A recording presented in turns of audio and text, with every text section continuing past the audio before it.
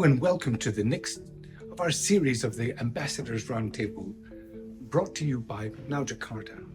In this series, we've had some really interesting discussions with ambassadors from Europe, from Austria, from the Netherlands, from Germany, from South America, from Argentina, from Chile and Brazil, and from the great centers of tourism from Peru, from Spain, and from the wonderful city of Prague. Today, we have three completely different countries coming to speak to us. And we're very privileged to have the ambassador of Japan to Indonesia, the ambassador of Hungary to Indonesia, and the ambassador of the Slovak Republic. Very different countries and from very different parts of the world, but we're all with the same interests in having a great relationship with Indonesia. So we are delighted to welcome them to this Now Jakarta series, and we hope that you enjoy listening to what they have to say. Thank you very much for being with us.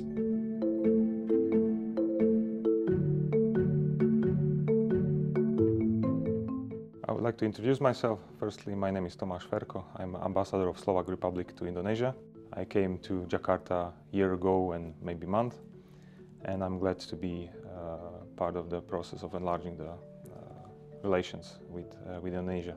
I'm glad that relations between Slovakia and Indonesia, based on the long-standing sentiment that originates in the relations between Indonesia and Czechoslovakia that started in 1950s of the 20th century and continued after establishing of Slovak Republic more than 30 years ago.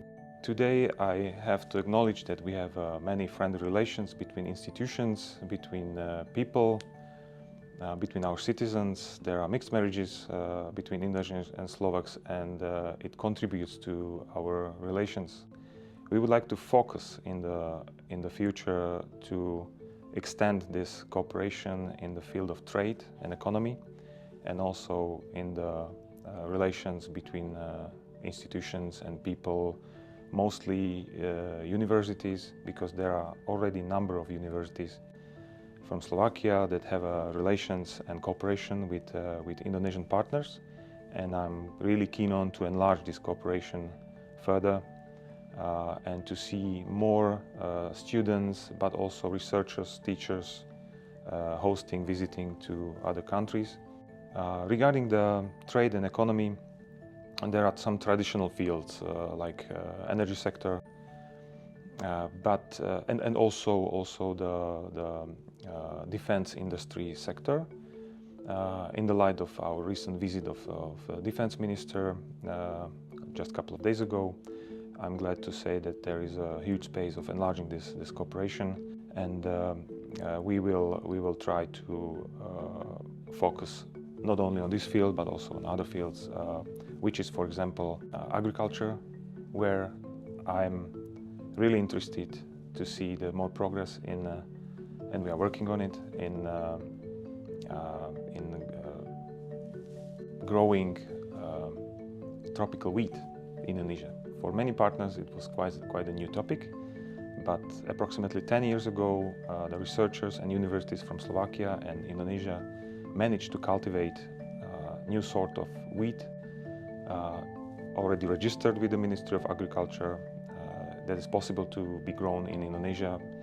And regarding the fact that both our countries are really interested in food self-sufficiency and food security, this project could have a future.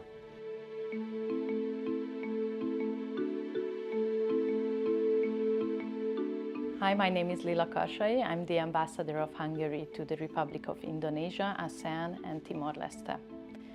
I would like to talk about how are the three key elements that is forming right now Indonesia's economic growth to aim the Golden Vision 2045, and this is how Hungary can connect to this.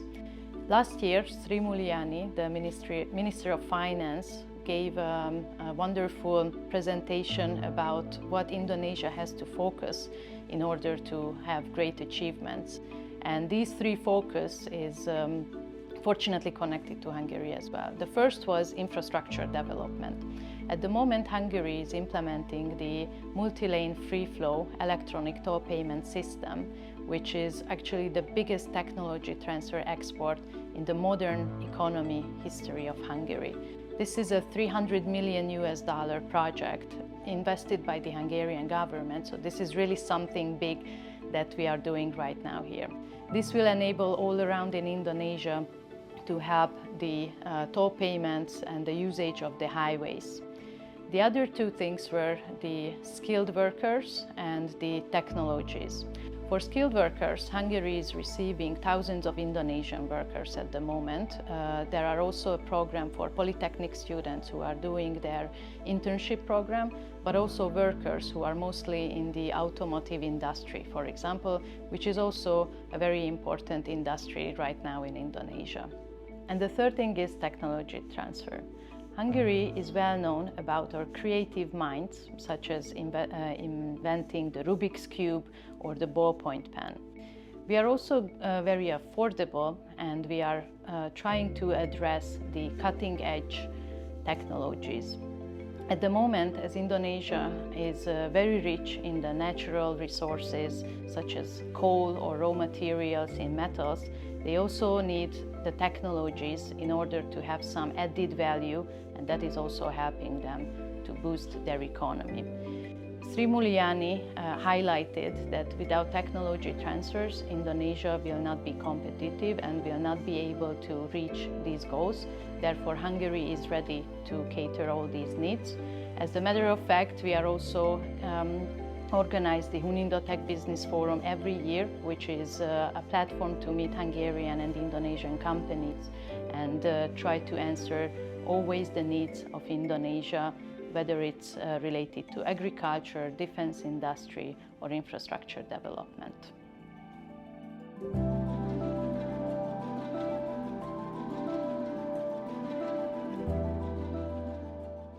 I'm an ambassador of Japan to Indonesia. My name is Yasushi MASAKI. I just arrived last year in December, and I came from Brussels in Belgium. I was an ambassador to the European Union. Of course, after the war, we have a long history of friendship with Indonesians, and so difficult to find out only one highlight on relations. But most recently, last year was a very historical, important year because we commemorated the 65th anniversary of establishment of our diplomatic relations. And Their Majesty Emperor of Japan visited Indonesia first time after the intronizations, and also two governments, two leaders have agreed to upgrade our bilateral relations to the comprehensive and strategic partnership.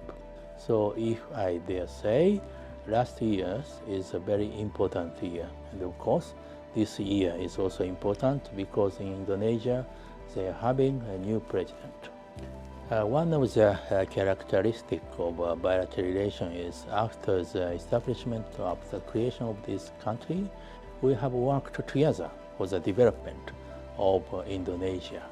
But most recently, we worked very hard in the sectors such as infrastructures and also the schools or health care and others. Maybe I would take some examples.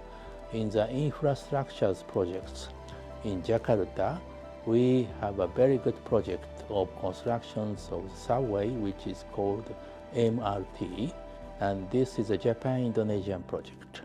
We have already have a line from south to north, and recently we started to extend the line to the north, and most recently we agreed to have a new lines east and west. So this kind of transport sector's cooperation is very important, but of course in addition to that, we have a Japanese automobiles industries here who are producing the cars, Japanese cars here, and not only to sell them to the market here, but also to export. And more in the energy sector, we have a very strong cooperations. especially in the renewable energy such as geothermal power plants, hydropower plants, or waste-to-power plants. And lastly, more important area is the exchange of people. Many people, Indonesians, are going to Japan not only for tourists, but also students and more skilled workers. And I think our exchange of people, exchange of cultures, are very notably important in these days.